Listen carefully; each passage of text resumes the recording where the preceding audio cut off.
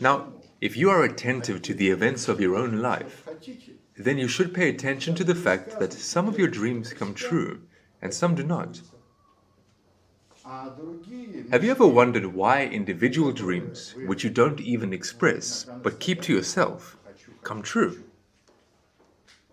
While other dreams that you sometimes insistently demand, I want, do not come true.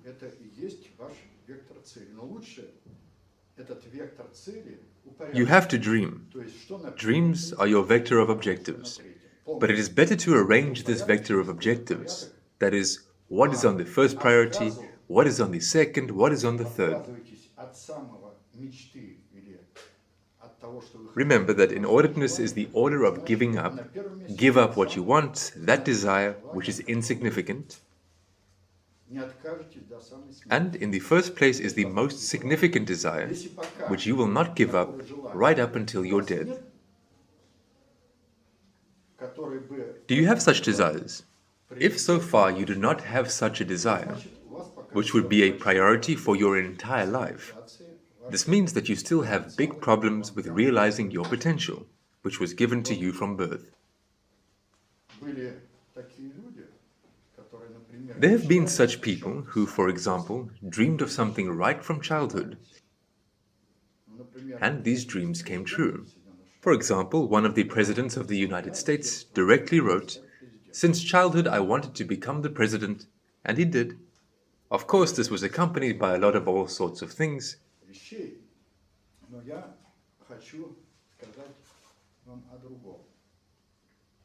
But I want to tell you about something else.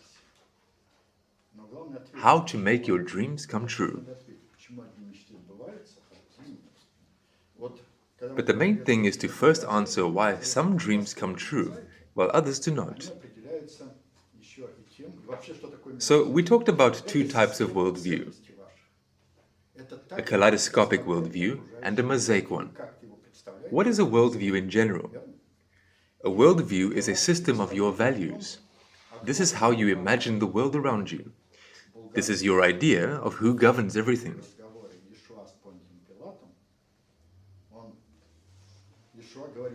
Recall Bulgakov in The Master and Margarita.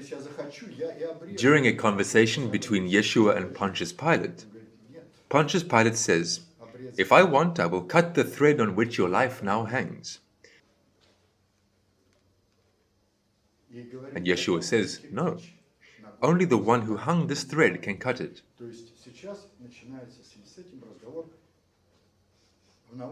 And he talks about the fact that a brick does not fall on someone's head just for nothing. That is, now begins, in connection with this, the conversation in scientific lexicon about the hierarchically highest, all-encompassing governance.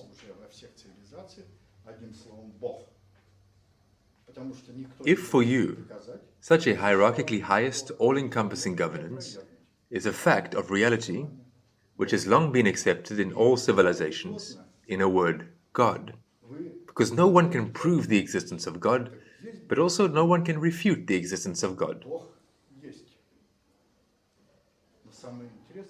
And sooner or later, you ponder over it. Is there God or not? There is God. But the most interesting thing is that there are also his proofs, about which for now it has not been written anywhere. The fact is that initially, God gave only one species on earth freedom of will and freedom of choice. That is, if there is freedom of choice and there is no freedom of will, there is no human.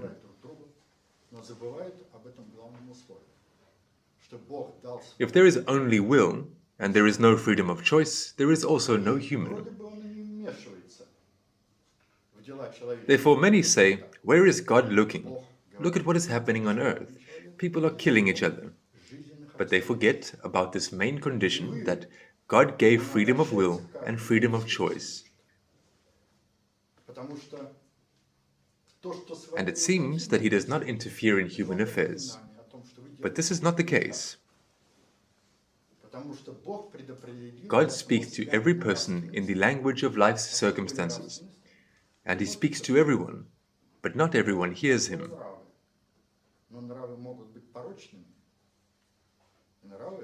Because what negative happens to you, this is a reminder that you are doing something wrong, because God has predetermined nraviousness for Himself. What is nraviousness? This is from the word nravs. But nravs can be vicious, nravs can be good, pravis.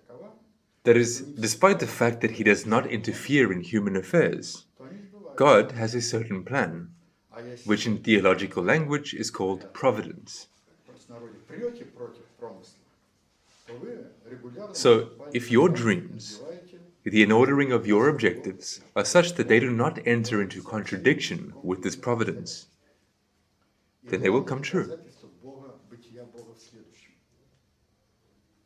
And if you, as the common people say, are rushing against providence, then you regularly step on a rake and fill your forehead with bumps. And so, God speaks with all in the language of life's circumstances. The main proof of the existence of God is as follows. To cognize Him, to envision Him. This is certainly not a grandfather with a beard, you understand. But a person is not given. For this you need to go beyond the boundaries of creation that God created. But indirectly, we constantly feel this being of God.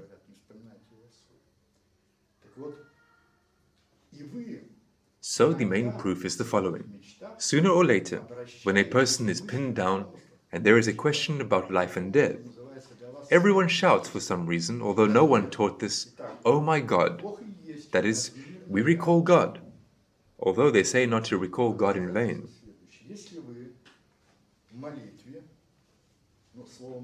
And sometimes in your dreams, you turn in thoughts, reflections, to something that is called for you supernatural, supramundane. God is a supramundane reality, and the proof is as follows.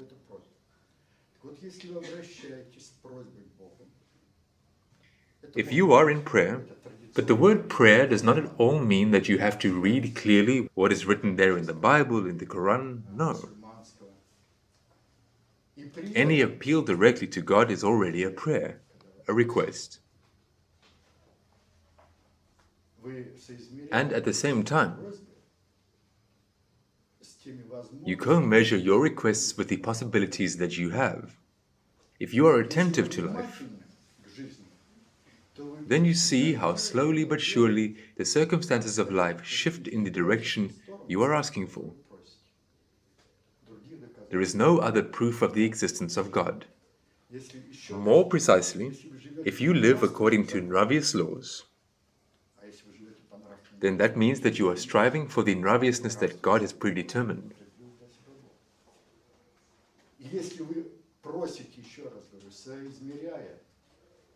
If you ask in co-measuredness with your personal capabilities, then your dreams and desires will come true. You can verify this. I personally have seen such things many times in my life.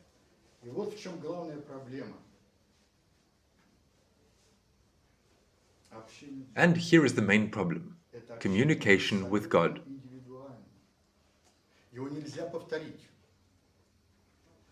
This communication is absolutely individual. It cannot be repeated. It cannot be staged like an experiment in physics.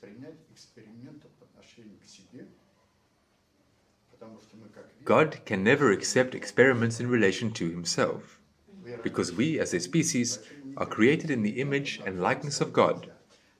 But we, in the hierarchical regard, we are lower. Therefore, no experiments on God can be performed.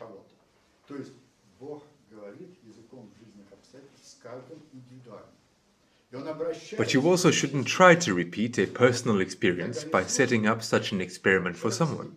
That is, God speaks in the language of life's circumstances with everyone individually, and He turns to them, but not everyone hears. and when he doesn't hear, the person gets into trouble. This says that he has gone beyond the boundaries of Providence. And there is also the concept of allowance. That is, even if you are mistaken, there is such an expression, your mistakes are allowed to you.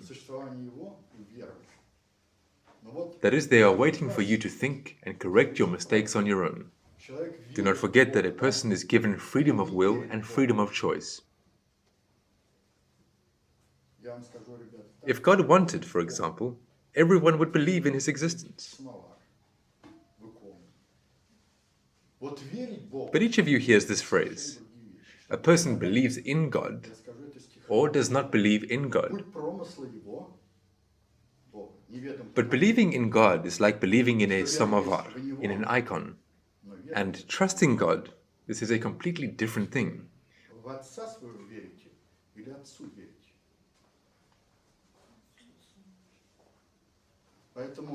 To make it clearer, I will say this in the verses of one poet. The path of his providence is unknown, for there is faith in him, but to him faith is none.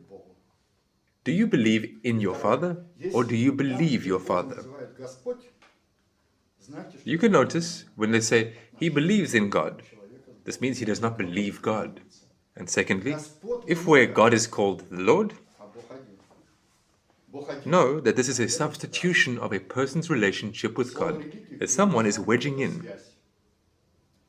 There are many lords, but God is one. God is one, but faiths are different. The word religion, in translation from Latin, is connection. Connection with God can be within the framework of various confessions. Christian, Jewish, Muslim, Buddhist, Shintoism. That is, there are a lot of connections. But again, coming back, how can the dream come true?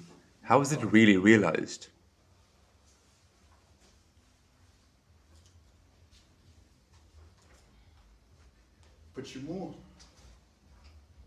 I'll just give you an example from my own life.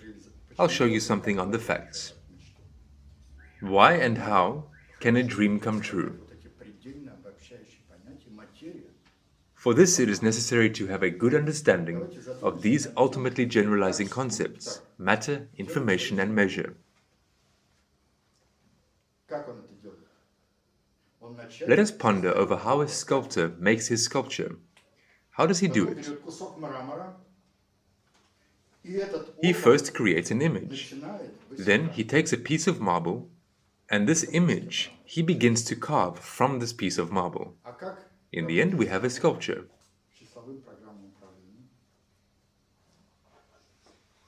How does a numerical control machine work?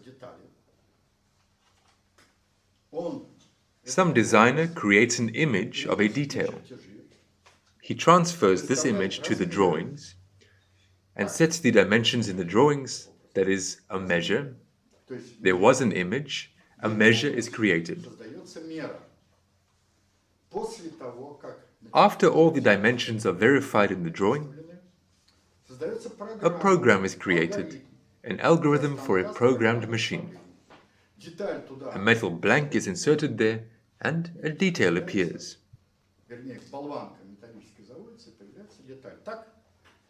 That is, look, there is not much difference between how a sculptor creates and how an engineer creates.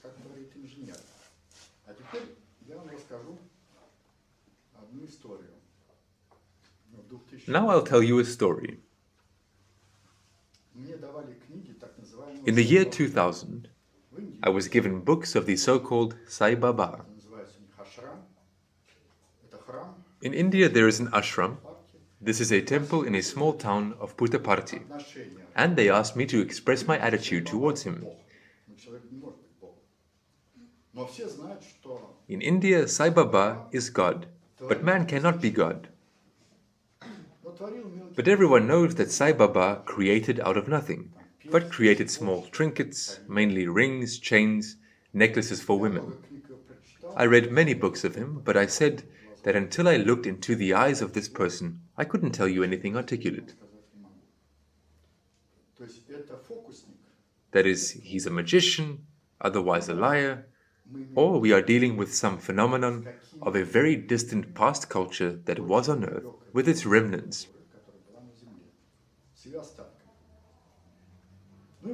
Well, in the year 2000, such an opportunity presented itself.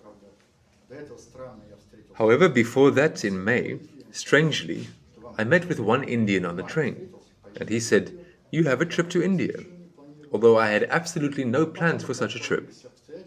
But then circumstances developed like this, and three, including myself, we flew to India. We were met at the Indian embassy, then from Delhi we flew to Bombay, and from there to Puttaparthi. This is a small town in the very center of India, 50,000 people, quite pretty. Well, the so-called pilgrims gather there. I was neither for nor against. I was not somehow specially prepared for this phenomenon.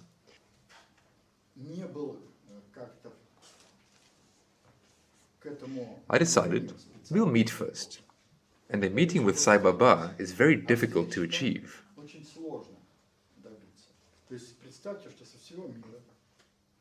Just imagine that from all over the world, when I asked to be told the representatives of which countries were present there, I was told that it's easy to say which ones were not present. That is, there were representatives from more than 121 countries. This is 10,000 people. 5,000 women, approximately 5,000 men, who undergo a lengthy procedure at night to get into the front rows, because Sai Baba himself invites those with whom he wants to talk.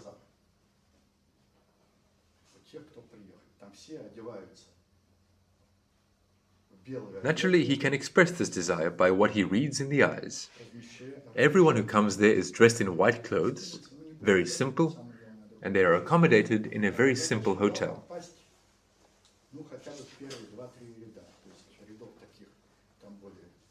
Our task was to get at least in the first 2 to 3 rows.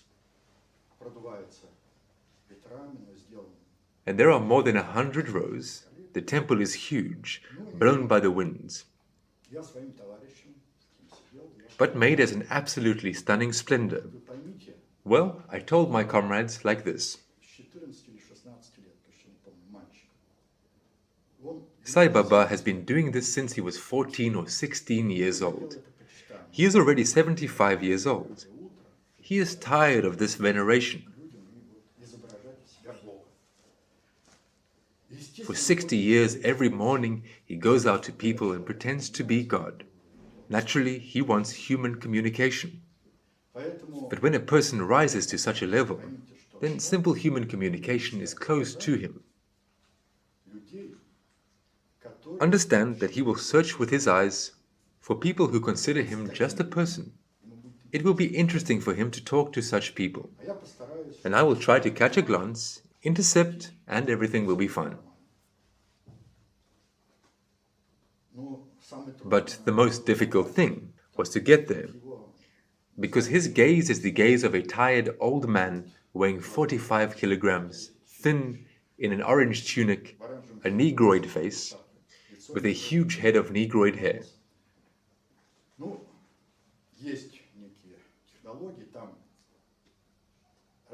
There are certain technologies. There they sit in columns of about 100 people. And like here in Russia, who is at the head of the column draws lots from the hat. Whoever gets the first number sits in the first rank.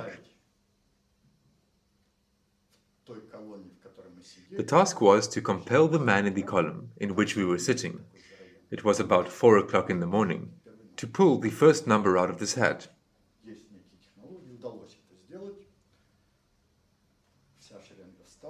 Well, there are some technologies. We managed to do it. The whole line sat down in the first row.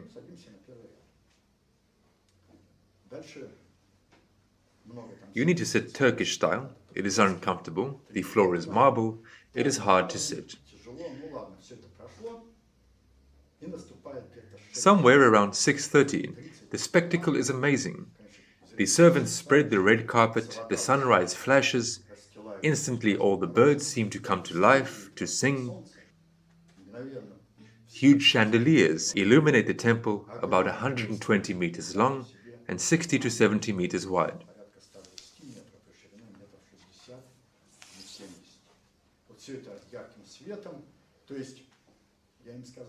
I told my comrades, be careful, because all this preparation is for you to lose your self-mastery.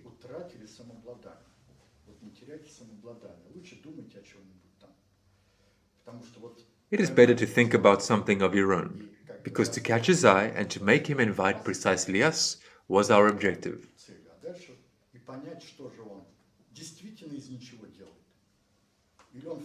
And then to understand whether he really makes out of nothing, or whether he is a magician like in a circus.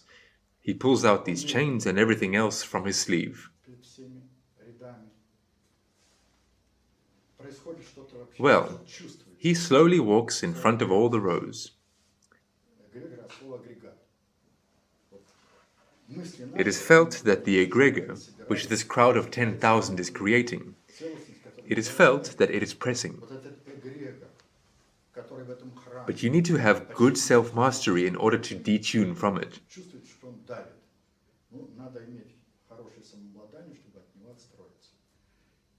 And here he comes. The task is to catch his eye. And his gaze is so absent. He scatters such a powder with his right hand, and they shove him notes, crawl on their knees, and he looks, as it were, over their heads. And now he is already approaching us. And I feel that there is no way to catch his eye. But you need to be able to concentrate and ask him a question with a glance. Listen, who are you then? And at that moment he shuddered and lowered his eyes. This is not even a second, but a split second. And now, when the glances met, an informational contact took place at the level of images. I say it again, information and an image are ultimately generalizing concepts. This is very important. But he passed by, walked on, and my comrades say, Vladimir Mikhailovich, well, you promised. I say, relax, relax. But further, the most important thing.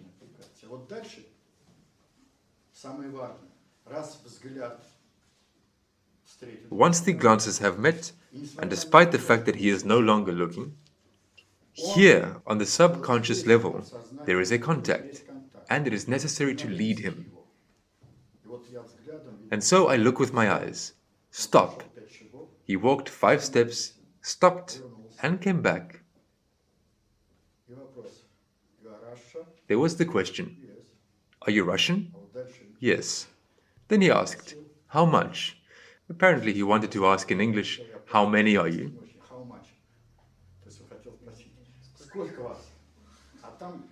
And there each group, delegation from different countries, Russia, Australia, USA, England, China, and so on, buys a handkerchief and hangs it around their neck.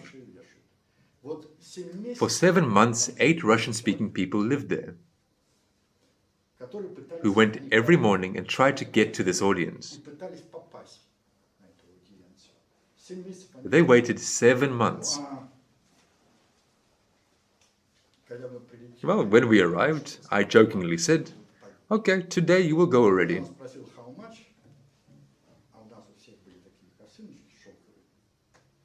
And that's when Sai Baba asked, how much? We all had silk kerchiefs. I said, 11. He said, go. And further came the most interesting.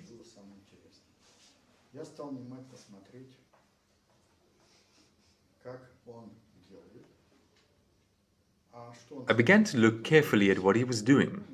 How was he actually doing it? He conducts a conversation. Conversations, for example, with one woman. Women always have domestic and love problems. So he analyzes their problems. Then he actually made a gold ring with a diamond for one woman. She almost fainted, crawled up to him, sobbing. Well, we asked the question, because we had the Kursk, which had just perished. And one of our comrades, well, we knew how it perished, but we wanted to clarify. If he sees and understands everything, did he see who sunk our submarine? And he answered every question we asked, tomorrow without women. Later, I was smiling, but he talked to me separately, asked who I was, what I was doing. Well, tomorrow, then tomorrow.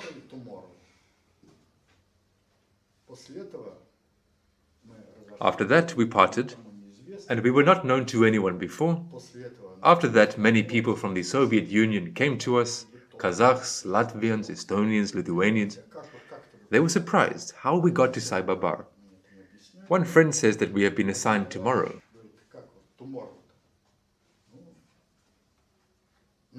And we were told that one friend had been waiting for this tomorrow for 12 years.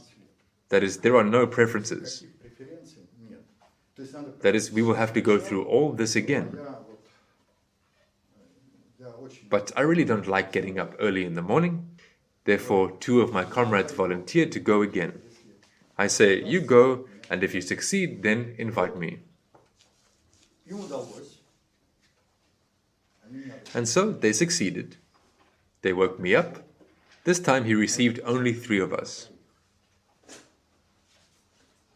We were later told that in 60 years it was the first time that he had taken the same 2 times in a row. Next was the most interesting thing. Again, we asked questions. He began to tell my 2 comrades, besides me, who their wives are, who their children are, what are the relationships in the family, in business.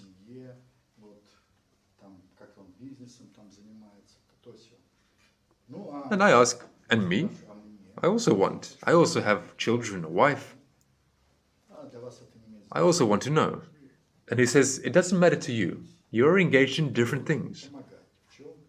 And you are helping him.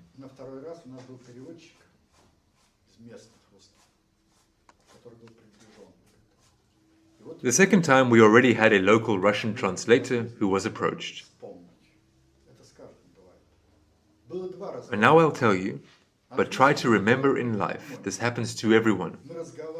There were 2 conversations.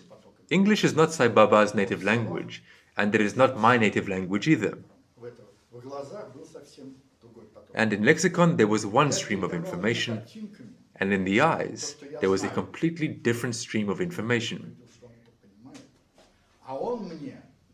I conveyed to him in pictures what I know. Surprisingly, I saw that he understood this. And he answered me with his eyes that, yeah, this is new for me. And there were, as it were, 2 streams of information. Then the translator asked me, why did you stop talking for 1 whole minute and look into each other's eyes? Sai Baba was sitting in the chair like this and was saying, Well, naturally, I also said, This was me telling him that there was such a civilization as Atlantis, where lexicon was not developed, no books were written, nothing remained, and communication was at the level of images of the higher reason. And the rest apparently had some kind of primitive language. And then the most important thing happened. He wanted to show me, I understood this, that he was not a magician. But I had already made sure that he was not a magician, that he creates something out of nothing. And I kind of told him in images, yes, I know how it's done. About 5 aggregate states of substance, vacuum, plasma, gaseous, liquid and solid. Everything comes out of the vacuum and returns to the vacuum. I did not speak to him in words. I saw that he understood it. But I didn't come there for a miracle. And suddenly, in his eyes, I saw the question. So, do you want me to make it for you? And I shook my head like this. No, I am not interested in this. If before that there were no tricks, then after that a certain trick took place. I saw not the face of a 75-year-old man, but a child of 3 or 4 years old with such curly hair.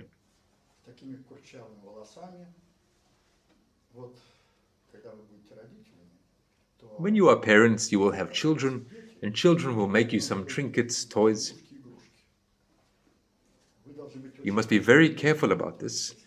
You can tell the child, "Leave me alone, I have no time for this." I saw such a reaction on the face of this boy. I saw an offended child. How I tried for you. And it happened basically like that. And about 1 or 2 seconds passed, and then a smile. And then the following happened. He raised his hand. He did not even look there. There was a window, and a very strong ray of light fell from it. He closed his eyes. I understood what he was doing. He presents an image of the thing that he wants to make for me. He closed his eyes, concentrated. Then slowly began to appear on his palm, just slowly, a golden ring with an emerald. A beam of light hit this emerald, and then everyone shuddered, because the beam hit me right in the eyes.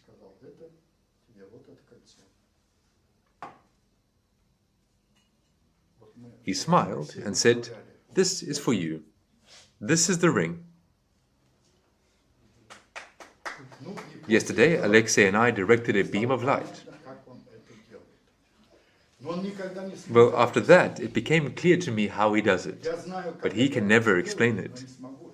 I know how to do it, but I can't do it. Why? I advise you to read Pushkin's Little House in Kolomna, the first octave. Pushkin knew these things about matter, space, energy, time, and matter information measure. And each specialist uses his own conceptual language. Poets have their own conceptual language. And this is what Sai Baba did. Pushkin wrote back in 1830 in the month of October.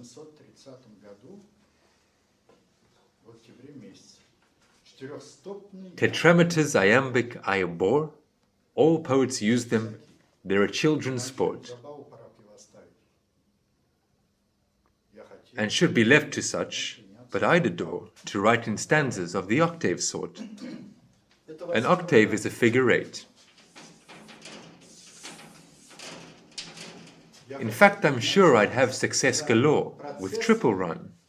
The triunity of matter information measure is a triple rhyme. I'll fame and glory court. With rhymes I'm so familiar it's absurd. Two, for example, information and measure, come unbidden and invite a third, matter. And no one can still decipher what it is Pushkin wrote, because in the same Little House in Kolomna, in the 22nd octave, he writes,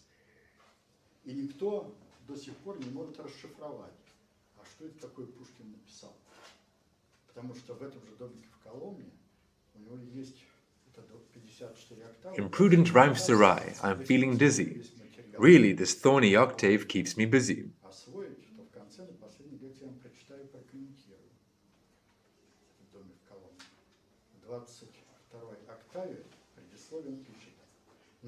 That is, Pushkin saw certain phenomena, including the future, in images. And images, remember I told you, are on the unconscious levels of the psyche. Imprudent does not mean that he is crazy. He simply expressed that images come to him, and images come to you, at the unconscious levels of the psyche, because this is a liquid crystal antenna, 90 to 95% filled with water.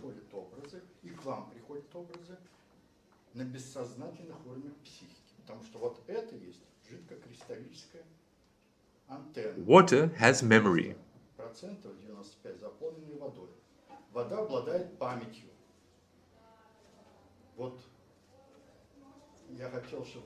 Today I wanted you to watch a fragment of the film of how water remembers good words and bad words. Water is a computer. It has memory. And you reproduce information and transmit it. So how does Sai Baba do everything?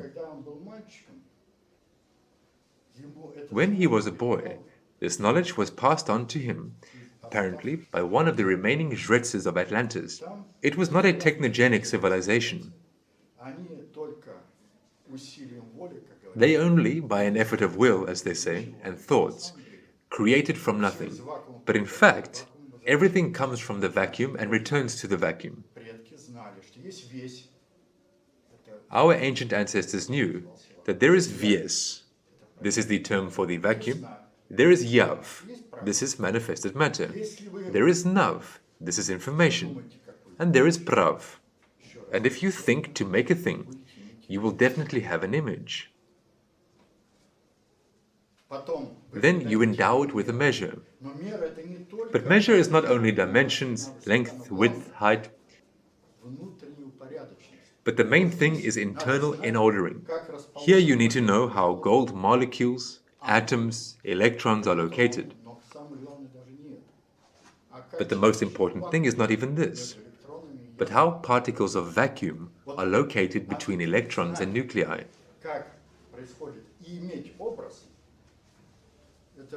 From knowing how it is happening and having an image, these are two different things for the mind. Nevertheless, there was a whole civilization. It perished. Why?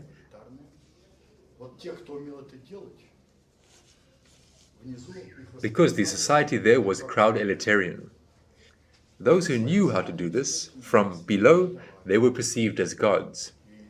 Naturally, they did not transfer their knowledge downward.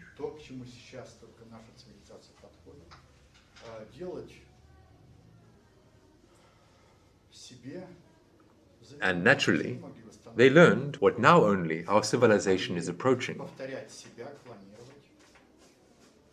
That is, they could regenerate organs, they could duplicate themselves, they could clone.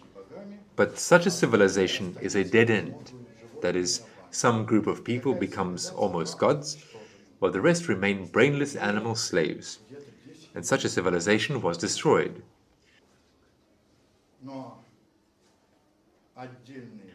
It was about 10 to 12,000 years ago.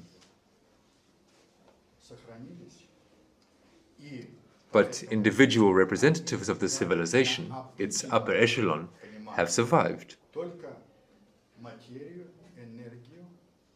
And therefore, they gave for customary understanding only matter, energy, and this is the same thing, space and time, and this is measure, but hid information.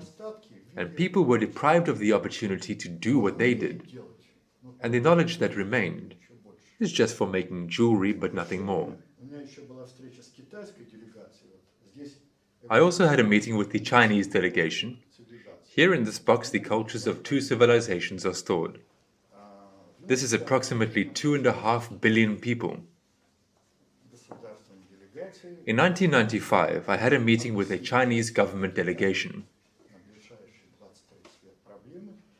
After I explained to them what the problems are in China for the next 20 to 30 years, they presented me with this medal. It is very interesting. Moreover, they understood about the ultimately generalizing concepts. They understood that matter consists of 5 aggregate states: vacuum, plasma, gas, liquid and solid. And here they have this. You will see how one goes over the other. But I told them, guys, you have a dead-end branch of civilization. And why? Because there are 4 horses depicted here. And what about you? And we have a flying troika. I understand that for many of you, what I have told you, but this is not a miracle. There is nothing super miraculous. There are many things in the world that are simply inaccessible to our attention. Then it can cause a grin or laughter, but I'm only telling you what I saw myself.